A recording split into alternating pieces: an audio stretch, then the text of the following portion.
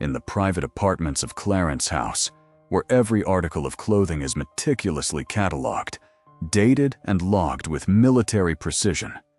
It all started with a dust-covered garment bag wedged into a dark, forgotten crevice where nothing is ever meant to be placed, tucked between a heavy antique campaign trunk and a cold stone wall behind a silk dressing screen. It was not discovered by a senior palace courtier or an archival detective. Prince Louis was 8 years old. The young prince had pursued a dropped toy behind the thick dressing screen while waiting in the next anteroom during a family trip to London. His tiny fingertips first touched the rough canvas of an ancient traveling trunk as he crawled onto the polished floorboards, and then they came into contact with something long, heavy, and obviously out of place. In order to conceal it from the daily rounds of the royal household workers, the big velvet-padded vintage garment bag was tucked deep into the shadows. 4 faded characters, E.R.I. and I, Elizabeth Regina II, were embroidered in tarnished gold bullion thread beneath a royal crown surrounded by laurel on the upper corner of the bag. When Louis unzipped the top corner and saw the shimmering cascade of crimson velvet and gold oak leaves, he naively exclaimed to his father, "Papa, why is Gungan's big velvet cape hidden behind the closet?" The peaceful routine of the palace was abruptly disrupted by that one harmless query. After glancing into that bag, Prince William saw what was happening. It wasn't a lost heirloom. The 1953 coronation robe of state worn by Queen Elizabeth II was the most revered and legally protected ceremonial garment in contemporary British history. Just hours before a worldwide press event, it had been discreetly taken out of restricted archival storage, hidden inside Queen Camilla's private dressing suite, and ready for a covert modification. Please take a moment to support our channel before we take you inside the Dawn conflict, when Prince William made the palace wardrobe open. Please like this video, leave a comment below, and subscribe to Crown Updates, with notifications enabled if you support upholding Queen Elizabeth II's sacred legacy and shielding Princess Diana's family from palace politics. With your help, we can keep providing you with these bold, in-depth royal investigations to help you understand why a single piece of cloth has the potential to cause an urgent constitutional crisis. The operation of the British monarchy must be comprehended. Clothes are not vogue in such institution. The record is sovereign. The National Trust owns the palaces.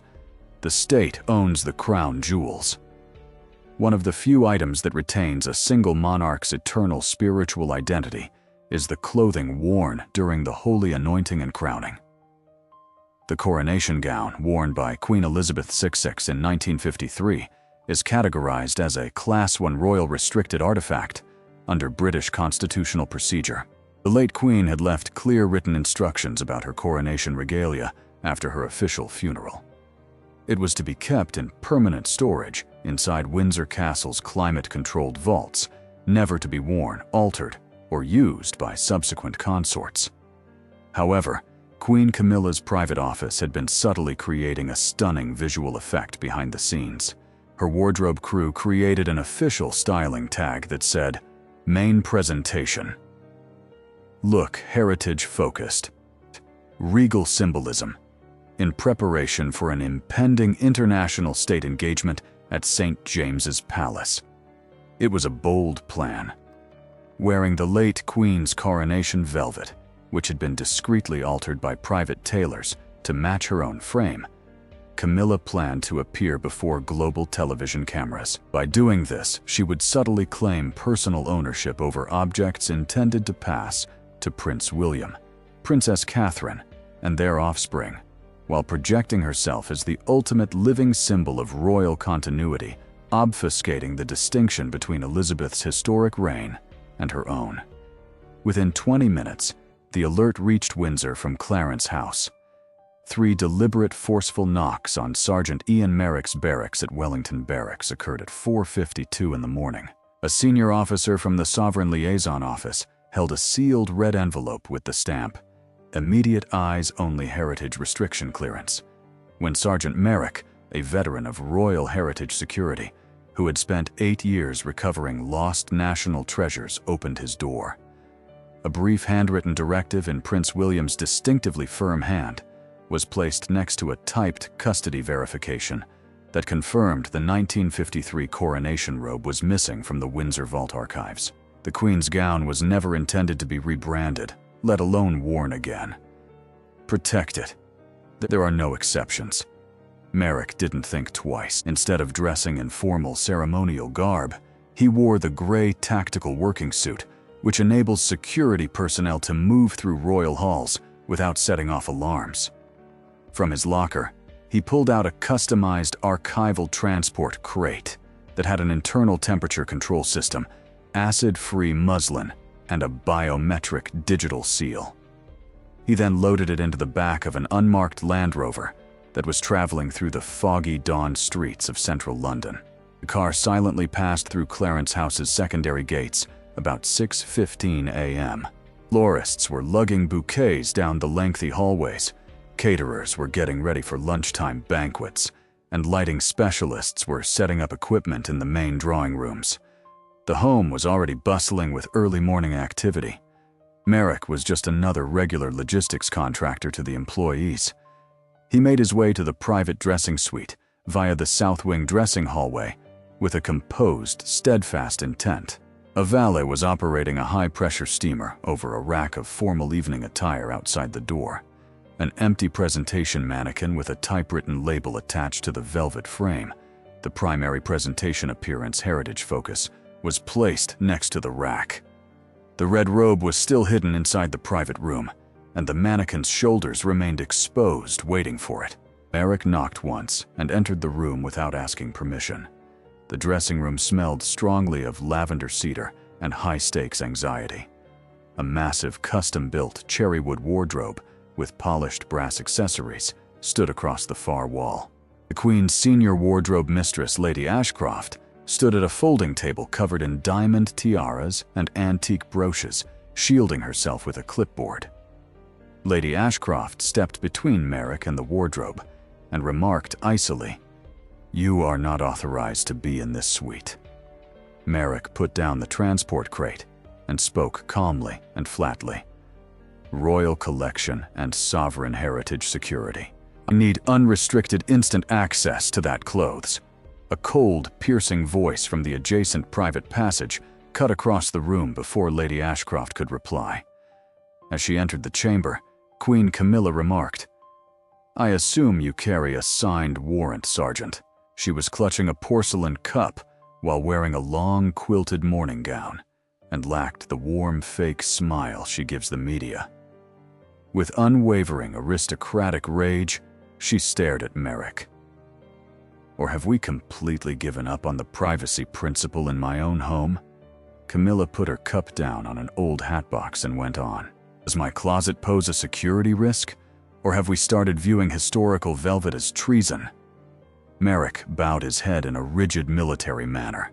"Ma'am, if there is a confirmed reason to suspect that a sovereign item with Class 1 regalia marks has left restricted custody without legal authorization, it must be examined on site." With a dismissive gesture, Camilla gestured to the cherrywood closet. "Every object within those doors has a formal royal engagement booked." "Do you mean that I've pilfered my own clothes?" Merrick answered calmly. "The robe in that cabinet does not belong to your wardrobe, ma'am. It is a part of the British realm's sovereign trust." In a matter of seconds, Camilla's private legal assistant hurried into the room and spoke quickly. "This is a serious procedural infraction, Sergeant. Any official inquiry on household property must go through the Lord Chamberlain and the Queen's private office." Merrick replied, "This directive comes from above the Lord Chamberlain. The inspection is strictly time-sensitive, legally required, and non-negotiable." Camilla's voice fell into a risky, calculating pitch as she folded her arms. "Do you understand the repercussions that violating this chamber will bring about?" Merrick replied, "Yes, ma'am." Merrick ignored Lady Ashcroft's objections, moved past the legal attach, and put his hands firmly on the polished brass handles of the royal closet without waiting for another word. The deed was revolutionary in that world. For 20 years, Queen Camilla's private rooms were considered an untouchable refuge, where a mere no from her lips put a stop to any discussion. However, that unwritten privilege vanished tonight.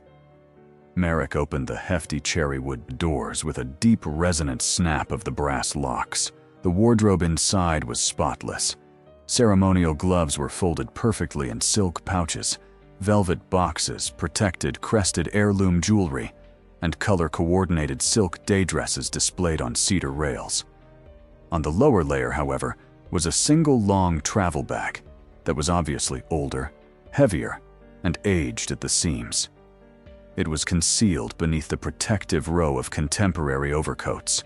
There was a contemporary printed tag with an engagement date on every other item of clothing in the room. The velvet hem of this bag was embroidered with 4 gold bullion characters, but it had no label. EREII. The heavy brass zipper was pushed down by Merrick. The room was filled with the thick, dry scent of ancient archive preservation. Merrick reached inside and delicately pulled the red velvet out into the overhead light, the weight of a tapestry made of thick, rich royal crimson velvet that was hand-stitched in full relief and surrounded by gold bullion oak leaves crushed the cloth. The original woven tailor's tag from 1953, Ede and Ravenscroft coronation, 1953 designations up Store 4, was perfectly preserved beneath the wide collar. A startled, oppressive hush descended upon the room. With a dull thud, Lady Ashcroft's clipboard fell from her grasp and hit the flooring. In the middle of his sentence, the legal attachment froze. Stepping within inches of the fabric, Camilla inhaled slowly and deliberately. In a calm manner, she explained that it was meant to be a sign of respect and historical continuity between reigns. A physical link to our history is welcomed by the British population. Merrick drew his portable scanner across the inner seam of the robe while maintaining eye contact. Unauthorized appropriation is not permitted by continuity, ma'am. This isn't a costume. It is a legacy of sovereignty. A vivid green alert, limited historic asset class, 1 hold, confirmed destination Windsor Vault, and a clear, sharp tone were all displayed by the computerized scanner. 3 loud, purposeful knocks resounded on the open door frame before Camilla's legal team could formulate a counter-argument. Prince William entered the suite as the door swung back. His look was made of pure ice, and he was dressed in a dark navy overcoat. He had no administrative secretaries, no personal security guards, and no press entourage. There was a thin red sovereign folder beneath his left arm. William moved to the middle of the space and looked around the open closet. The chaise lounge and the anxious expressions of Camilla's employees were covered in crimson velvet. William said, "Sergeant Merrick," in a calm, composed, and deadly voice. Merrick snapped to attention and replied, "Sir." After setting the red folder on the marble side table, William opened it to find a single yellowed parchment covered in archival laminate. He displayed the document so everyone in the room could see it. "This is the Royal Regalia Covenant that Queen Elizabeth II signed on June 2, 1953. William stated, reading the document out loud, that designated coronation robe, N04, will be kept in the Windsor Royal Vault's permanent possession. Without statutory, parliamentary, and sovereign authorization, it cannot be altered, transferred for private use, or worn by any subsequent consort." William shut the folder and stared at Camilla. Did the Royal Collection Trust approve this transfer? William made a demand. Camilla tried to convey steady authority by holding her head high. Senior advisors suggested it because they thought it would strengthen the Crown's position amid a time of change. It was never meant to exit the confines of the palace. "Who made the recommendation?" William retorted. "Get closer, identify the advisor, provide the requisition order, and show the king's signature." The room fell silent. Since there was no such authorization, Camilla did not provide a name. William's voice rose with fierce, controlled authority as he stated, "This was not an innocent styling decision. This was an intentional attempt to claim a heritage that is not yours and to erase the past." Camilla squinted her eyes. "You talk about heritage as if I haven't done anything for this family. The public wants certainty. They want to see the crown remain in place." William retaliated, his slicing through the air like a blade. "You do not honor what came before by plundering it. For almost 30 years, my mother, Princess Diana, had her jewelry philanthropic contributions and even her memories methodically rewritten and scattered across this home. That process started when I was 15, and I had no control over it." William stepped forward and pointed to the open doorway where the truth had been discovered by little Prince Louis. "You replaced my mother and stole her tranquility. But you will never interfere with my grandmother's holy legacy or deprive my son Louis of his ancestral sovereignty." Camilla was devastated when Prince Louis was mentioned. She came to see that this was an unwavering defense of Princess Diana's direct lineage, rather than a quiet internal dispute. "Your Royal Highness," Camilla's attorney made another attempt to become involved. "In order to protect the crown's reputation, we must handle this situation as discreetly as possible." With a force that swiftly silenced the man, William activated the attach. William sternly threatened, "I would have ordered an immediate, unannounced forensic audit across every wardrobe, vault, and private apartment in Clarence House in Highgrove if this robe had appeared on a broadcast stage today without formal statutory clearance." Every diamond art and ancient cloth would have been checked against the 1901 sovereign inventory. The room fell silent. The one thing Camilla's private office was most afraid of was an official royal audit. It would entail disclosing to the public the enormous collection of royal heirlooms kept behind closed doors, opening every locked safe, and inspecting every inherited piece of jewelry. For the last time, William turned back to Camilla. William gave the order. "You may wear whatever jewels and robes fit your appointed title. You'll never wear what made Queen Elizabeth II famous." Viewers, are you outraged that Camilla secretly tried to steal and alter Queen Elizabeth II's sacred 1953 coronation robe to erase history and claim it as her own, yes or no? Sergeant, pack the car. Before noon, this robe makes its way back to Windsor Castle. Prince William turned on his heel and left the room without saying anything more, leaving an atmosphere of complete, permanent defeat in his wake. Sergeant Merrick started the archival packaging procedure right away. He put a stiff, acid-free mounting board underneath the thick red velvet and put on white conservation gloves. Using soft silk buffers, he folded the bullion-embroidered sleeves inward, making sure that no two strands of fragile gold thread came into contact or were worn down in transportation. He secured the crossed velvet straps, lowered the robe into the climate-controlled security container, and used an encrypted biometric seal to lock the box. Merrick installed a holographic crown tamper seal across the closure, a digital lock designed to sound an immediate alarm at Scotland Yard if it is breached. When Merrick raised the case, he noticed a remarkable element that had escaped everyone's notice in the dressing suite's corner: a large, specially designed leather traveling trunk that was partially filled with velvet compartments that were tailored to fit the specifications of the coronation robe. Two initials CR were carved on the trunk's metal latch plate. A stunning fact became apparent when a personalized travel trunk was discovered. The robe wasn't just for a quick snapshot in London. It was being readied for secret transportation to a Scottish private royal estate, so permanently removing it from public records. Without saying another word, Merrick took a silent mental note, recorded the serial numbers, and left the suite. Sergeant Merrick brought the gray security container into the private courtyard at 7:45 a.m. via Clarence House's rear service entrance. Merrick heard a slight click of a door handle behind him as the armored transport vehicle's rear doors opened.